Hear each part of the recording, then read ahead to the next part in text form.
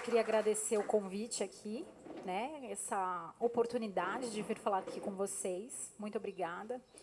Depois eu vou falar que vocês são guerreiros, porque, gente, que calor, que secura. Quem corre aqui corre em qualquer lugar do mundo, não é possível? Não é? A gente vai bater um papinho aqui falando sobre corrida e, como ela falou, é o mais próximo da nossa realidade, né, do atleta amador, né? E vamos dividir em duas partes. Primeiro eu falo um pouquinho, depois o Edu, e depois a gente vai passar para essa parte de tênis, que o pessoal tem muita dúvida com tênis, perguntas, então a gente abre no final também. Bom dia, pessoal. Primeiro, a gente gostaria de agradecer pelo convite, agradecer a Larissa, e, como a Val falou, a gente divide a nossa apresentação. A gente vai, já adiantou, a gente vai falar um pouquinho sobre o tênis certo, daí a Val vai falar um pouquinho sobre a história dela, vai falar um pouquinho sobre as conquistas, como ser uma corredora de performance, tendo uma vida, vamos dizer, normal, como a maioria de nós levamos, né? E daí eu vou falar um pouquinho da minha história, falar um pouquinho sobre tênis, e depois a gente abre para as perguntas. E depois, eu acho que o pessoal vai querer tirar foto com a gente, principalmente com a Val, lógico, né? Então, vamos lá. O canal, ele completou 4 anos no mês passado. Então, se a gente pensar 4 anos num calendário, pode ser pouco, mas no universo de internet até que é bastante, né? É igual idade de cachorro, né? Tipo, tem 7 anos, mais ou menos. Então, é relativamente bastante tempo aí que a gente tem o canal, né? Ele cresceu bastante nesses 4 anos. Hoje ele é maior do que o canal da Adidas, maior que o canal da Nike. E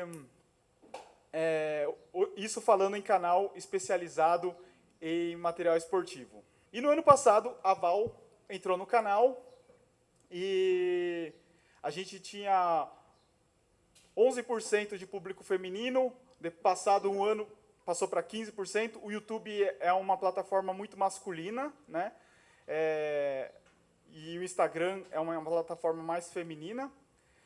Mas a gente cresceu em número de inscritos e também aumentou esse share. Então, a gente está falando aí com bastante mulheres agora, né? Bom, vou passar para a Val e depois eu volto para a minha história, tá?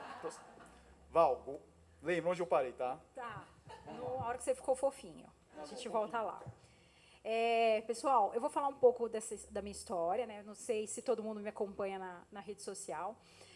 Mas tem gente que chega lá hoje assim, fala, nossa, ela é uau, e na verdade não é bem assim, né?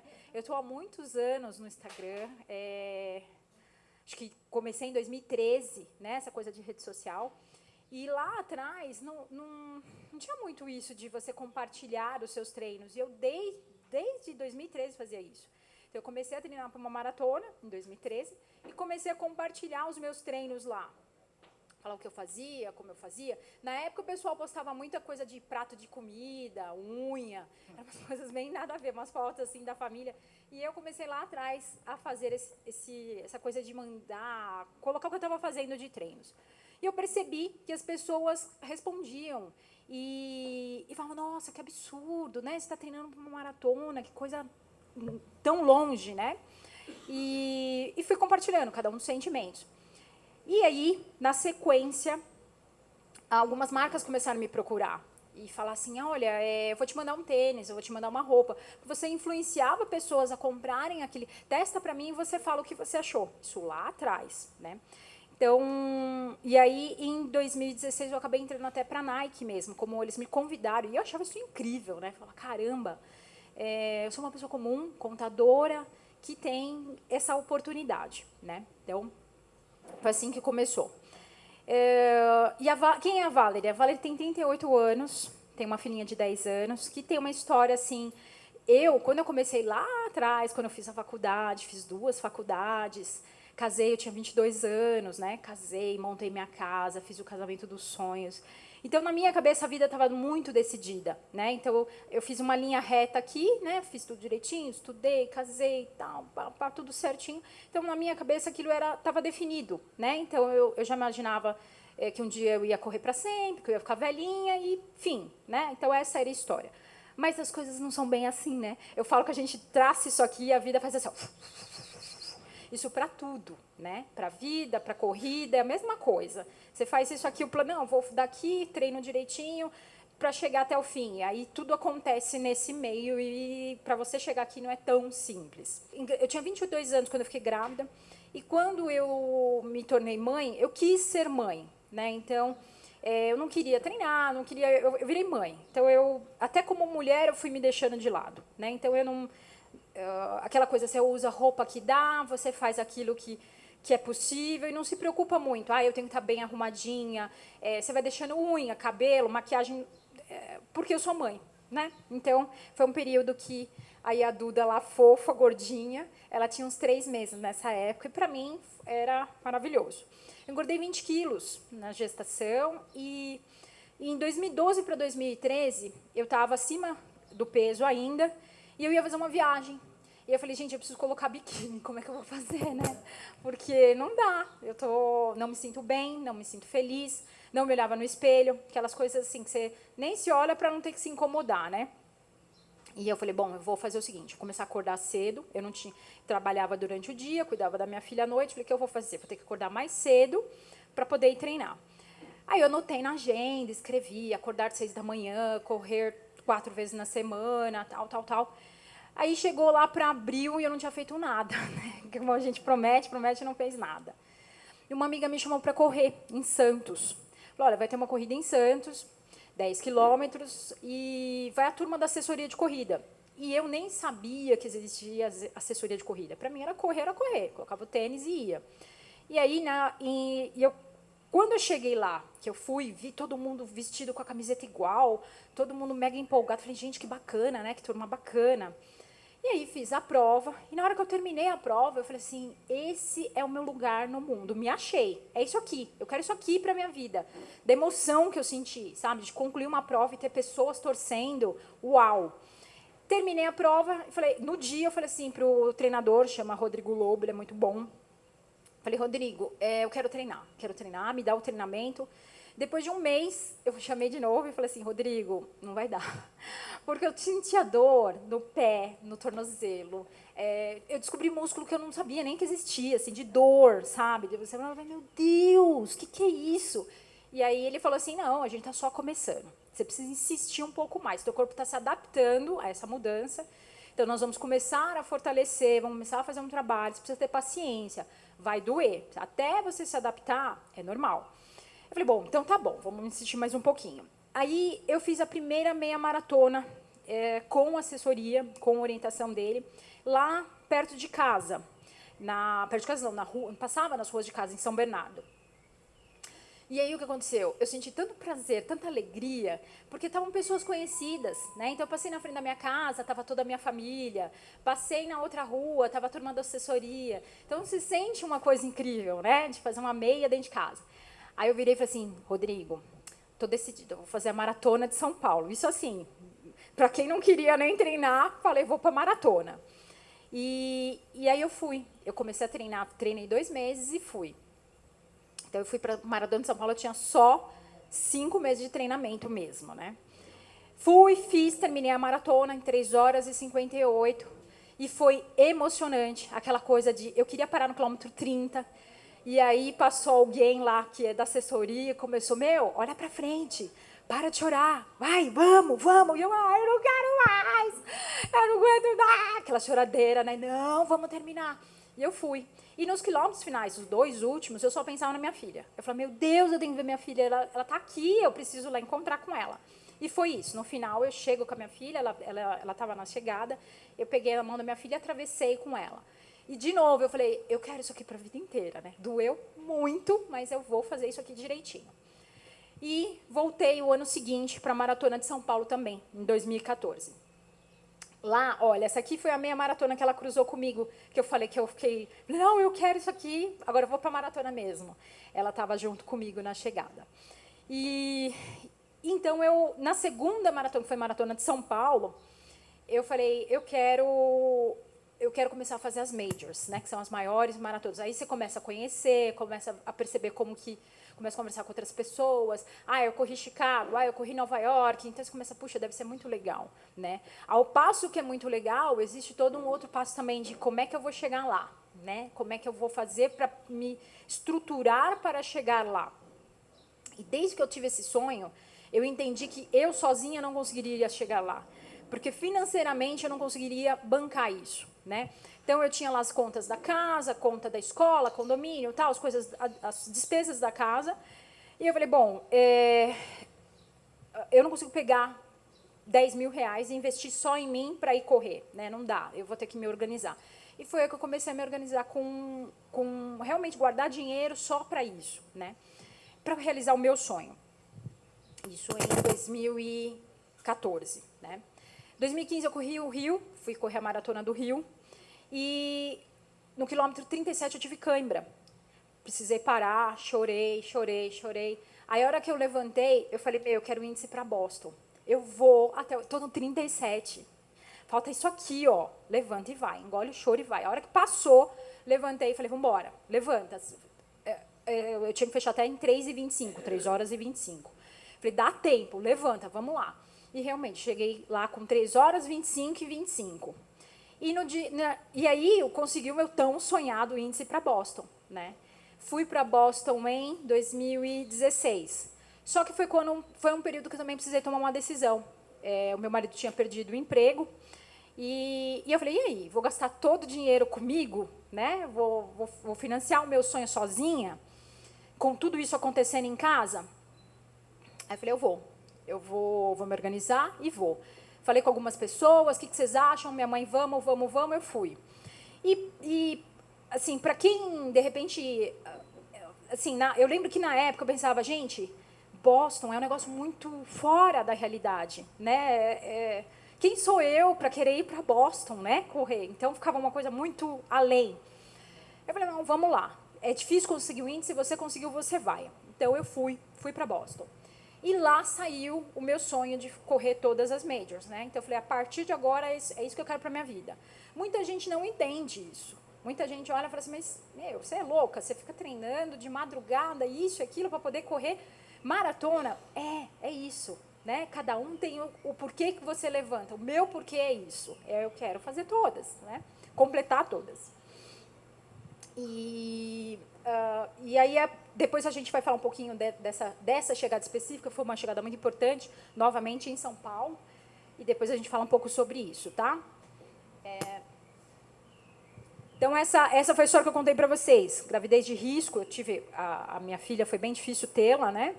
Essa dedicação à maternidade e depois essa mudança toda que eu levo hoje, que eu trago hoje no Instagram, é algo que me acompanha há muito tempo. Desde lá de trás, quando eu comecei a perceber que eu precisava de uma estratégia para chegar onde eu queria chegar, eu comecei a perceber que algumas coisas me ajudavam e algumas coisas me atrapalhavam muito. E o primeiro de tudo tem um motivo, sabe?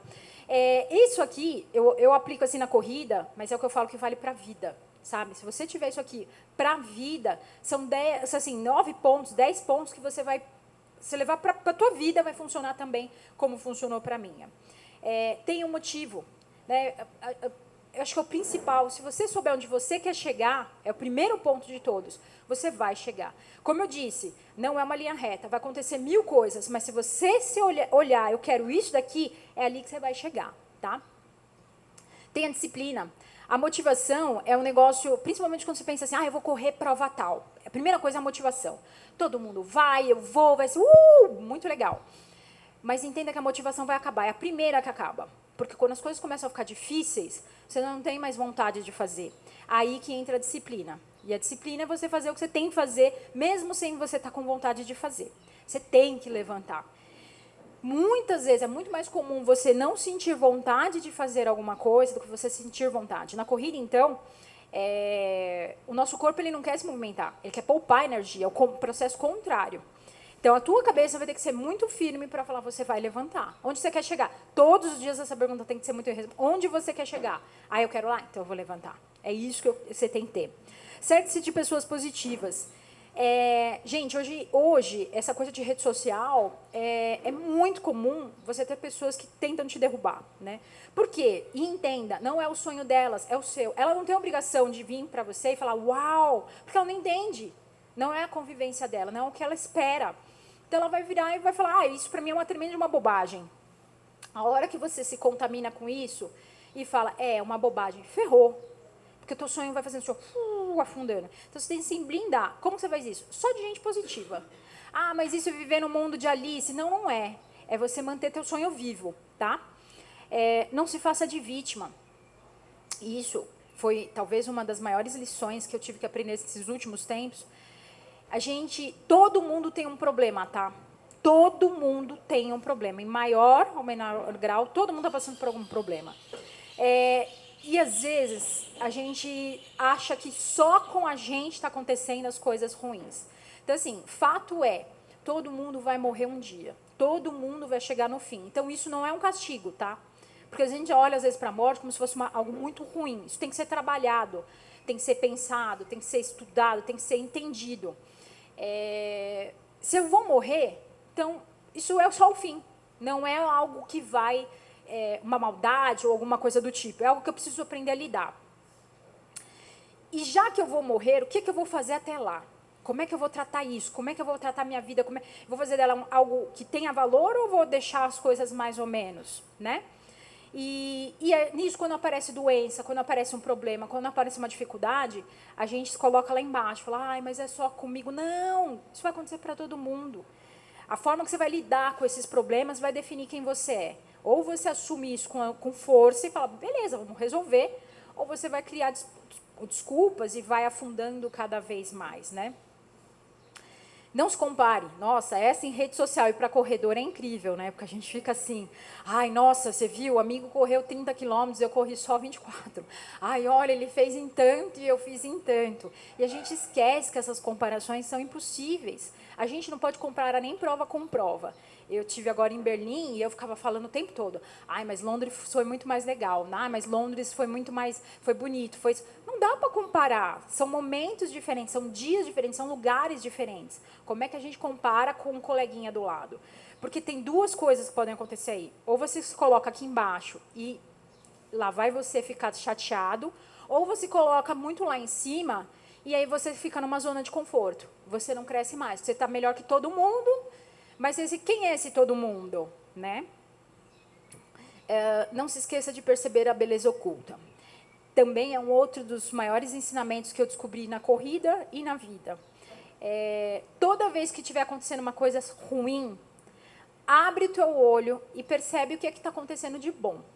Porque a nossa tendência é sempre olhar, ai, mas está pesado, ai, mas você viu, fulano fez isso. E a gente esquece de perceber quem é que está do nosso lado. Vamos pegar de novo a Maratona de Berlim, que foi domingo agora. Teve um momento em que estava muito difícil aquela prova, muito difícil. Eu tentando bater meu recorde, estava chovendo, estava muita gente, eu o tempo todo, a minha cabeça estava o tempo todo falando. Aí, para piorar, tinha uns árabes falando uma língua esquisita, eles não calavam a boca, e eu assim, meu Deus, fica quieto, eu quero correr, silêncio. Né? E ficava aquela bagunça, e eu tensa, né? Pega água, toma comprimido e faz isso. Aí chegou um ponto na parte final que eu olhei e falei, olha onde é que você está. Você está em Berlim, quantas pessoas gostariam de estar no teu lugar? Olha para o teu lado, vê, observa, abre teu olho. Né? Então, aí você começa, eu soltei, comecei a sorrir, sabe? Isso foi natural e tudo vai ficando muito melhor. Quando você para e observa o que está acontecendo, sai do teu sofrimento e começa a sentir. E aí, involuntariamente, comecei a sorrir. Falei, gente, eu estou em Berlim, né? Olha só. Cara, que incrível. Podia estar um sol do cão e está chovendo, está gostoso, está fresquinho. Vamos embora, vamos lá? E aí você se coloca de novo na corrida. Aprenda a dizer não. Isso é muito para a mulher também, né? Eu acho que a gente assume muitas coisas, né? A gente fica colocando muitas coisas nas costas e quando percebe, a gente está no nosso limite. Eu falo que eu giro pratos, né? Então, eu assumo um prato, outro prato, outro prato. Hoje eu sou contadora, sou atleta amadora que busca performance, que quer correr as majors, que passou por um monte de problema, que é mãe, que é isso. E eu fico girando pratos. E aí, um dia, eu virei e falei, para. para. Você está estressada, está nervosa, você não está dando conta, vai cair tudo. Ou você começa a falar não para algumas coisas, ou não vai dar, né? E isso é importantíssimo, principalmente quando você quer administrar um ciclo de treinamento. Saber dizer não. Às vezes, o amigo fala assim, eu tenho 20 quilômetros, eu tenho 26. Vamos correr comigo os 26? Não, é 20. Sabe coisas assim? Você tem que falar, não, é só 20, eu vou fazer os 20, os 6 você corre sozinho. Coisas assim, senão você vai administrando muitas atividades. Não perca tempo com o que não faz bem. Isso é uma outra coisa que eu percebo muito. A gente faz... muita gente fala assim, eu não tenho tempo. Eu sou super ocupada, eu não tenho tempo, eu estou sempre muito ocupada, tal. Mas quanto tempo você gasta na rede social? Quanto tempo você fica lá? E hoje, comprovadamente, o celular, o que a gente tem de mais precioso? Mais precioso, não é a nossa família, é o nosso tempo. Porque ele tem limite, ele vai acabar. E hoje o celular é o que rouba isso da gente. Celular, fofoca, WhatsApp, enfim, assuntos diversos que são tantas coisas que estão roubando o nosso tempo que a gente não percebe. Então, vai dizer, eu não tenho tempo de brincar com meus filhos. Mas quanto tempo você fica no WhatsApp? Quanto tempo você fica no Instagram? Quanto você fica no Facebook? Né? Então, quando eu percebi isso, um dia eu ficava em média 4 horas no Instagram. Mas eu estou trabalhando, porque eu estou fazendo uma coisa ou outra. Eu falei, não, põe um limitador aí. Limite isso daí, são 4 horas todos os dias que você perde. Que seja minutos, que você entra lá para dar uma olhada. Você acorda e termina o teu dia com isso no seu rosto. Para, né? Então, isso é importante. Foca só no que te faz bem. Meditação. Eu descobri muito, mas muito, que isso ajuda não só na nossa vida, mas como na corrida, porque ele silencia a tua cabeça. E é incrível quando você consegue correr no silêncio, quando a corrida flui no silêncio. Existem estudos, né, falando sobre isso, sobre o estado flow, que é você estar no aqui e no agora. E não existe coisa mais gostosa do que você correr cada quilômetro, cada momento, naquele momento. E como você faz isso? Silenciando a tua cabeça. Isso é um trabalho, isso é um exercício. São anos de construção para você falar, desliga. E aí chega um momento que realmente ela fica em silêncio. Você consegue correr cada um dos quilômetros no silêncio. Esteja no aqui e no agora. Também para a corrida, como para a vida, isso é muito importante. A gente está aqui, mas a gente está pensando o que vai comer no almoço. A gente está aqui, mas está vendo o que vai fazer no... E aí você está sempre ansioso. Você está sempre, não sei, traga isso para a corrida também. Como funciona isso na corrida? Você começa que seja meia maratona, 10, 21, que seja. Você já começa ansioso. Meu Deus, são 42 quilômetros. O que vai acontecer no 15? O 30. Para, é um de cada vez. Você corre um, depois você corre um, depois um. Mesma coisa no seu dia, mesma coisa na tua vida. Programa, mas não fica lá na frente. Aqui, é hoje. Porque amanhã a gente não tem, né, gente? Quem é que tem um amanhã? Ninguém, a gente não sabe. Pode ser que amanhã não venha, né? Pode programar, pode se organizar, mas você nunca vai saber se vai acontecer mesmo ou não. Viva cada quilômetro, um dia de cada vez. E é isso. Eu acho que o maior segredo da corrida é você viver cada um dos seus quilômetros. O teu quilômetro. Não é o do amiguinho, não é o do... É o seu. E bem, fluido. Né? E quando você alcança isso, todas as provas vão ser tranquilas para você. Até as mais difíceis, em que você vai viver para você aquele momento. Eu falei do meu propósito, né? Que eu sempre soube muito dele desde quando eu comecei a correr. E que sem a corrida eu não conseguiria levar a minha vida, né? Em 2017, eu descobri, meu marido, nós descobrimos que ele não estava bem. Ele começou a apresentar uns sinais estranhos. Ele o pescoço dele não levantava. Ele ficou esquisito. Nós fomos para a Disney no fim daquele ano. E eu comecei a observar, falei, nossa, está acontecendo alguma coisa com você, Edu, você está com algum problema, eu não sei o que é, mas você não está bem, né? E na virada do ano, nós passamos o ano lá na Disney, e na virada do ano eu assisti um filme chamado Beleza Oculta, inclusive por isso que eu falo dele, e que ele fala sobre isso, sobre doença, sobre amor, tempo e morte. E aquilo ficou na minha cabeça, sabe? Eu olhava toda a situação e falei, meu, tem alguma coisa acontecendo. Eu não sei no que vocês acreditam, mas eu acredito que Deus fala com a gente através de sinais. Ele não chega e não muda a nossa vida, mas ele vai trazendo e colocando pessoas e filmes e coisas que vão... Você vai falando, caramba, isso tudo faz muito sentido. Quando eu assisti esse filme, eu falei, tem alguma coisa acontecendo. E não é tão simples. Não é porque ele ia no médico, o médico falava que ele estava com problema nas costas, faz fisioterapia, faz isso. Eu falei, não, tem alguma coisa a mais. E no filme ele falava da morte, e falava da morte no sentido assim, não se esqueça de perceber a beleza oculta. Mesmo diante da morte, existe algo muito incrível acontecendo, que são pessoas te ajudando, que são coisas que vão dando muito certo, que você fala, sabe, que incrível, tem coisas boas acontecendo. E aí, em 2018, no dia 31 de janeiro, nós fomos em alguns médicos e ele foi diagnosticado primeiro que a gente foi. Passamos numa neurologista num dia e ela falou assim, com um ar bem preocupado, procura um neurologista de alta complexidade. Aí eu já falei, deu merda, né? Falei, alta complexidade, alguma coisa está errada. E aí, no dia seguinte, a gente conseguiu marcar. Por coincidência, esse médico ele fez residência na Unifesp, que é especialista nesse assunto da doença dele. Então, quando ele começou a falar, e que ele falou assim, senta e levanta, agacha e levanta. Ele agachou e não levantou mais. Ele falou, eu não consigo levantar. Aí a gente viu que ele estava com fasciculação, que eu nem tinha percebido muito bem, né? O músculo tremia. E aí o médico falou, olha, ele tem uma doença muito grave, na lata, assim. Ele tem uma doença muito grave, rara, chamada ELA, só que ele falou primeiro um outro nome, depois ele falou doença do neurônio motor, que eu também não sabia o que era. ELA, esclerose lateral amiotrófica, também não sabia. Aí quando ele falou assim, a doença do Steve Hawkins, ali, é como se tivesse abrir um buraco, eu pum, caí lá dentro. Eu falei, não, aí eu entendi a dimensão do problema que a gente tinha. Ali eu falei assim, acabou tudo. Eu olhava para ele, olhava para mim, falei, não, doutor, mas tem certeza? Não, é isso daí, infelizmente. E não existe diagnóstico de exames, é clínico. Você olha e define aquilo que é, né? De qualquer forma, fomos buscar os exames todos, mas todos eles diziam a mesma coisa. E ali, gente, que eu comecei a falar assim, bom, coisa aconteceu, né? Aquilo que ninguém espera acabou de acontecer. Ou eu assumo isso daqui com firmeza, porque eu tinha uma filha para criar e um marido de 2,4 metros para cuidar, ou vai todo mundo pro buraco. Eu comecei a reagir. Eu falei, como na corrida? Eu falei, o que você aprendeu na corrida? Reação. Você tem que reagir. Como é que você vai fazer? Levanta. Comecei a estudar a doença.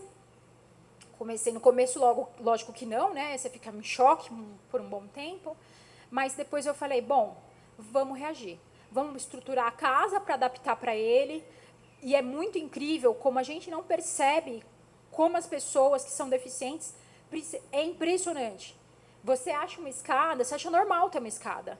Quando tudo começa a perceber, você fala, meu Deus, essa escada, como é que ele vai passar aqui? Não dá para passar, né? Então, eu comecei a estruturar todo, pensei, vou fazer uma outra casa, como é que eu vou fazer? Vamos se adaptar? E quando eu comecei a estudar, eu vi que os cuidadores, as pessoas que cuidam de outras pessoas, 70% deles ou morrem antes, ou eles ficam numa depressão tão profunda que eles não conseguem mais, eles acabam morrendo até antes do que a pessoa que eles assistem.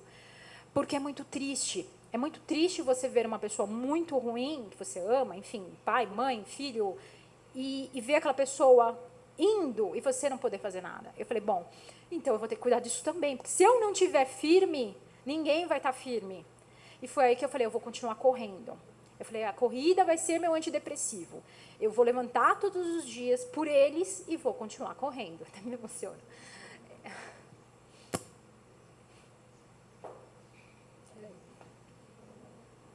Então, quando eu falo de corrida, não é só sobre corrida. É sobre vida. É sobre você manter em firme todos os dias. Por alguém, por você e por todos aqueles que estão ao seu redor. Então, foi assim que a gente começou. Em 2018, eu percebi uma outra coisa também, que foi quando a doença chegou. Ninguém paga as tuas contas. É você que vai ter que levantar todos os dias e pagar tudo aquilo, porque médico custa, remédio custa. E ali eu percebi, se eu colocasse ele no SUS, ele não ia... é impressionante como essa gente não dá o básico para essas pessoas. Teve um dia que eu fui buscar um remédio, eu fiquei 5 horas numa fila. 5 horas numa fila. Eu falei, não, tá errado, eu não vou depender do SUS, eu vou me virar e a gente vai conseguir dar dignidade para ele, né? E aí eu entrei com uma liminar contra o convênio, porque eles não queriam assumir, né? Eles falaram que não ia assumir.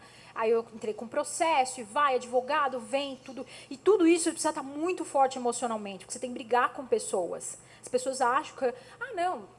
E aí você tem que ir lá e bater na mesa, sabe? Falar assim, não, você vai resolver, isso é obrigação tua, está na lei, você tem que ir atrás. Então, até isso, você precisa ser muito forte, né? Então, começamos essa grande batalha. E para isso, eu falei, né? Eu estava como atleta da Nike, eu saí da Nike e entrei no canal, porque eu vi uma oportunidade de ganhar dinheiro com isso, trabalhar, né? Eu precisava pagar minhas contas. Não queria tirar minha filha da escola, não queria que o nosso padrão de vida caísse. Eu falei, ele daquele jeito, sem poder fazer nada. Eu falei, não, vamos assumir isso daí, né? Então, comecei a trabalhar também. Então, no escritório, YouTube, Instagram, filha, cuida, vai no hospital, cuida do Edu. E todos os dias a gente dava banho. Coisas que as pessoas... Eu nunca falei isso no Instagram. E é o que eu falo, eu não tenho orgulho. Eu tenho muito orgulho do que está lá. Mas mais orgulho eu tenho do que está fora, né? Do que a vida que a gente fez aqui fora. Então, todos os dias dava 5 horas, eu saía do trabalho e ia dar banho nele. Imagina tirar um homem de 2,4 metros que não se mexe. Ele foi muito rápido, a gente descobriu em janeiro. Em julho, ele já estava acamado, totalmente sem movimento nenhum. Só o olho, e ele falava um pouco e ainda estava comendo um pouco. Então, a gente tirava ele da cama com aparelhos, e todos os dias eu dava banho nele, porque ele não queria que os enfermeiros dessem banho. E como eu falei, o que eu vou dar a ele é a dignidade. O que é que você quer? A gente vai tentar te atender, né? Então, o banho era o mínimo que a gente conseguia. E isso eu fiquei presa, né? Então, assim, eu não conseguia sair, não conseguia... Todos os dias, 5 horas, eu tinha que estar lá, para dar banho, para ver o que estava precisando, enfermeiros, etc. E isso foi acontecendo. E quando eu entrei no canal... E eu falava assim, bom, meu sonho acabou, né? Não vou mais poder fazer nenhuma maratona fora. Fiz em São Paulo, e aquela chegada foi muito importante, porque minha filha estava lá, né? Então, eu corria SP City, treinei do jeito que deu, treinava na esteira, em casa, 5 da manhã, treinava, eu levantava e falava, não, você vai fazer isso por mim, por você, para tua filha, por todo mundo, se mantenha. E em 2018 eu entrei para o canal. Logo que eu entrei no canal, a New Balance chamou o canal para ir para Nova York. E eu falei, se isso não é Deus, é quem, né? O meu sonho é ir para Nova York. Um dos meus sonhos é estar em Nova York, correr Nova York. E lá fui eu, né? Morrendo de medo, porque eu tenho medo de avião. Você pensa, né? Vou deixar tudo aqui, hoje em dia mais ainda, né? Filha, marido, todo mundo lá. Deixei com a minha mãe. Falei, mãe, fica aí, assume aí para mim, por favor. E os meus pais, nesse processo todo que eu falo, beleza oculta, né? Meus pais assumiram junto comigo tudo isso. E fomos para Nova York. Chegamos em Nova York, fizemos uma prova linda lá, né, Edu? Fizemos uma prova muito, muito emocionante. É lindo, é realmente, assim, um momento único. Então, e eu fiz essa prova super bem, né? E eu falo que em 2018 a vida mudou, que era todo aquele planejamento que eu tinha, tudo mudou, mas Deus não deixou de me atender com os meus sonhos e falou, não, você vai para Nova York. Então, eu sentia, quando eu cruzei aquela linha, eu falei, gente... Olha isso, que incrível, eu estou em Nova York. O propósito se tornou muito mais profundo. Talvez, se eu fosse para Nova York para correr, seria bacana, mas saborear aquilo, sabendo de o quanto era difícil estar ali, para mim, eu falava, só termina na hora que acabar. E realmente foi, né? E em 2019, o propósito continua. Na virada do ano, a New Balance chamou a gente de novo, o canal, para ir para Londres. E eu falava, não é possível, né? Não é possível que isso está acontecendo, esse sonho, né, de ser convidado por uma marca para poder ir, né? E lá fomos nós de novo cobrir essa maratona, e foi de longe a maratona mais linda que eu já fiz na vida, porque eu sentia muita dor no corpo inteiro, muita dor. Eu sentia pé, costas, porque eu treinei do jeito que deu, né? Você tenta fazer o seu melhor, mas o corpo às vezes não acompanha. E quando, gente, olha, eu não sei, de novo, no que vocês acreditam, mas naquele dia eu rezei com tanta fé, falei, Deus, eu só quero terminar. Não precisa ser, sabe, não precisa ser nada de resultado, nada, não quero nada. Eu só quero cruzar essa linha de chegada. Só isso, o Senhor me ajuda a chegar lá? E, gente, foi a coisa mais linda do mundo. Sabe, assim, eu olhava aqueles lugares, a gente passava em lugares assim que eu falava, meu Deus, que incrível. E aí, em um dos pontos, no quilômetro 21, o Kipchoge vinha correndo ao contrário da gente. Então, a gente via os atletas profissionais caminhando, né, contra a gente. O Mo Farah correndo ao contrário. Eu gritava, eu fazia, uma louca, né? E aí, quando eu bati o 21, que foram os melhores 21 que eu tinha corrido, eu falei, meu, você tem mais 21, você sabe correr 21, você vai correr do mesmo jeito, feliz. E fui. Então, eu cheguei no quilômetro 40. Sabe o que é chegar no 40? Normalmente, 40, você está assim, em pânico já, né? Ai, acaba logo. Eu comecei a chorar, falei, não, está acabando. Eu não quero que acabe, está lindo, né? Mas acabou. Então, a Maratona de Londres foi a última maratona que eu corri, sabe? E aí, quando eu voltei para casa, as coisas já não estavam muito bem, né? O Edu, infelizmente, começou a ficar muito ruim. Foi impressionante. Eu saí, ele estava uma pessoa, eu voltei, ele estava outra. E eu sabia, desde o começo, que essa doença ela é terrível. Talvez das doenças todas, ela é a pior, porque ela vai levando a pessoa aos poucos. E, na verdade, o Edu já tinha ido embora quando o médico falou. Há 2 anos antes, né, de tudo acontecer. Quando o médico falou, ele já não era mais ele. Né? A doença já começou a comer, já consumiu ele ali. Então, a pessoa, quando está em sofrimento, ou se afogando, por exemplo, ela vai levar quem estiver perto dela, porque ela está desesperada. Então, eu comecei a perceber que ele estava indo, sabe? E muito bravo, muito nervoso, e brigava com todo mundo, ninguém, até os enfermeiros não conseguiam. Porque imagina, né? Uma pessoa que tem uma vida tão bacana, de repente se vê numa cama sem poder se movimentar, né? Então, a gente tentava entender tudo aquilo e aceitar o que estava acontecendo.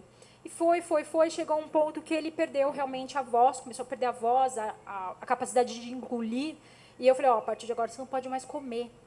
Então, imagina você dizer isso para uma pessoa e a pessoa com vontade de comer, de tomar água, e você falar, não, você não pode tomar água. Porque você tomar água, você vai engasgar e você vai ter uma broncoaspiração, então não pode.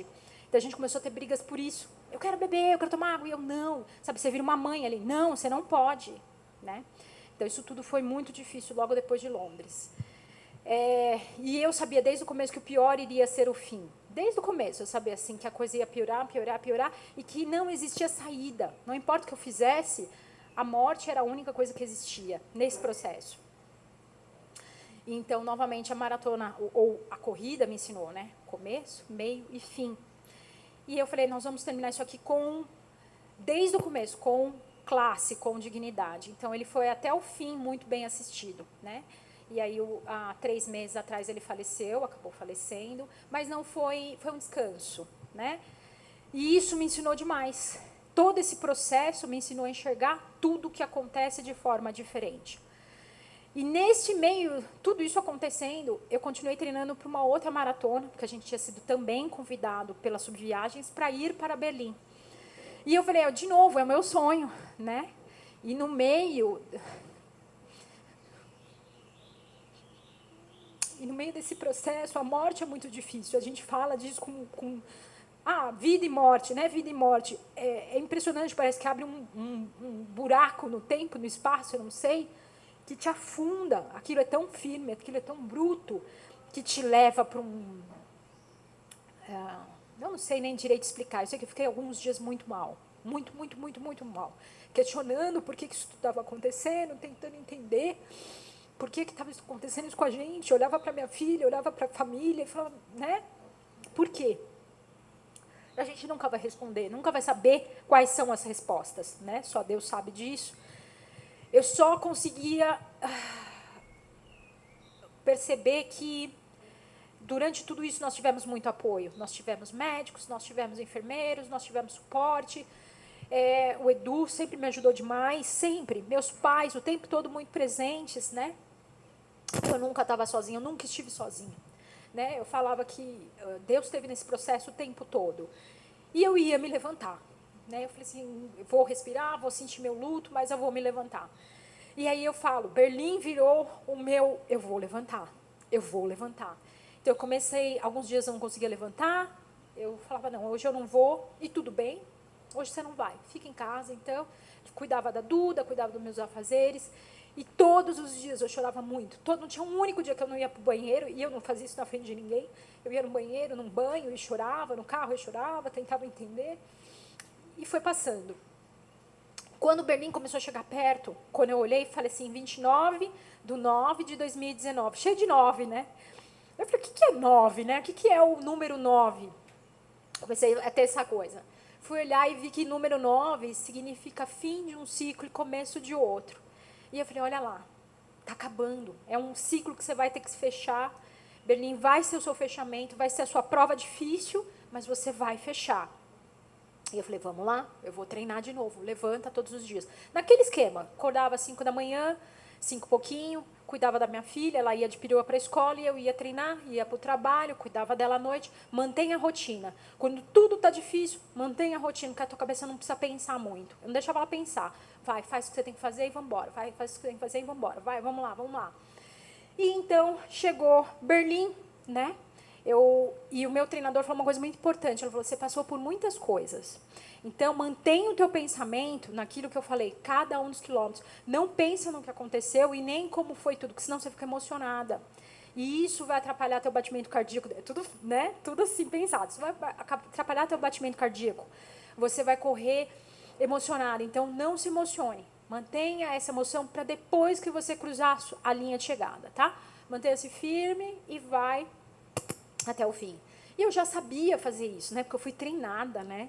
Treinada durante todos esses anos e até pelo que eu passei, né? Nesse processo todo, eu precisava manter a calma. Às vezes estava todo mundo desesperado e eu, gente, ó, tá tudo bem, a gente vai resolver, calma, sabe? Eu era que sempre colocava a calma no processo. Então eu falei, vamos lá, vamos fazer essa prova com calma. Comecei ela bem nervosa, comecei a prova muito nervosa, assim, mas depois eu falei, vamos lá, vamos fazer isso com tranquilidade. No fim, eu terminei Berlim, que é o meu recomeço, que eu considero como é o meu recomeço, então agora eu vou ver outras coisas que eu, por um período, não me permiti. E eu falo, né, que deu 3 horas, 2:22, que somando dá 9, né, que é o meu recomeço.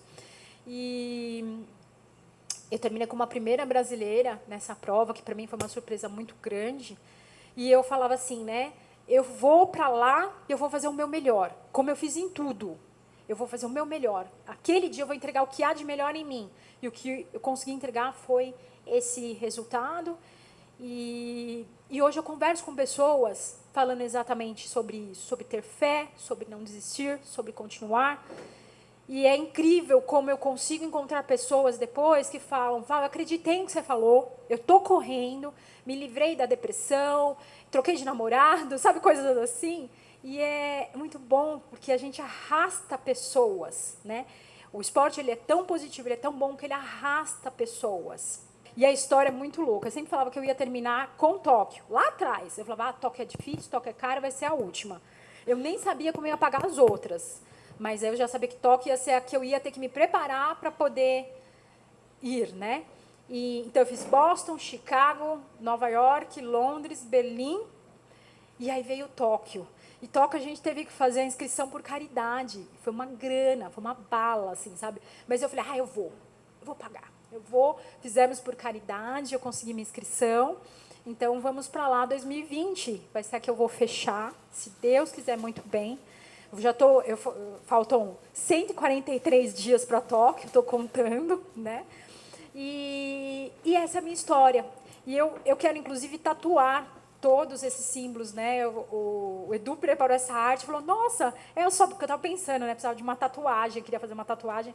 Aí ele falou, só tatuagem, então eu vou tatuar todos os símbolos dessa forma, porque para mim eles significam força. Foi o que me fez acordar, foi o que me fez levantar. Então, quando alguém hoje em dia fala que correr é bobagem, eu penso comigo, eu não respondo. Eu não preciso mais responder, porque eu sei quem eu sou. Eu sei o que eu fiz. E o que, de novo, não é mostrado na internet. Ninguém sabe. Eu sei o quanto eu lutei para poder ter cada uma dessas marcas todas, né? E eu até aqui, ó, falo que aqui dentro tem um apartamento, né? Porque estão todas as minhas medalhas, né? Então eu sei o peso disso daqui. Não só financeiro, mas o quanto eu lutei para chegar em cada uma delas. Então, às vezes, quando eu vejo algumas coisas assim de pessoas que cortam caminho, de pessoas que usam droga, eu não discuto mais, sabe, de virar e falar. Eu só penso, puxa, coitado ou coitada, né?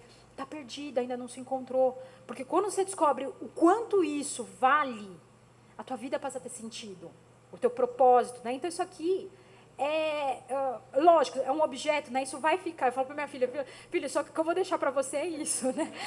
Isso e tênis, são duas coisas, né? Medalha e tênis. E, na verdade, existe todo por trás disso, né? Força, coragem, determinação, raça.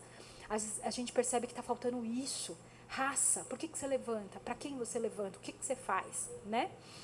É isso que significa para mim. Então, essa é a minha mensagem principal. Eu tenho muita história bacana de coisas assim, sabe? De lugares que eu conheci, pessoas. Já estive com Paula Radcliffe, Flanagan, corri em Berlim do lado da Bolt, já estive com o Bolt, corri do lado com a Joanne Benoit, que foi a primeira mulher a participar ganhar uma maratona olímpica, né? Então as mulheres não tinham oportunidade. Ela foi a primeira mulher que ganhou, atleta da Nike, ganhou Chicago, Nova York, ganhou um monte de prova. E em Berlim, ela com 62 anos terminou um segundo na minha frente. Ela fez 3, 2 e 21, 62 anos. Então ela terminou na minha frente. E para mim foi uma mensagem do universo dizendo: corra para sempre. Eu quero ser a Joanne. E ela terminou comigo. Na minha frente, inclusive, né? Um segundo. Então, é isso que eu quero. A corrida faz parte da minha vida até o dia que eu não puder mais, que vai ser provavelmente o dia que eu vou falecer, enfim, né? Mudar de plano. E até lá eu vou correr.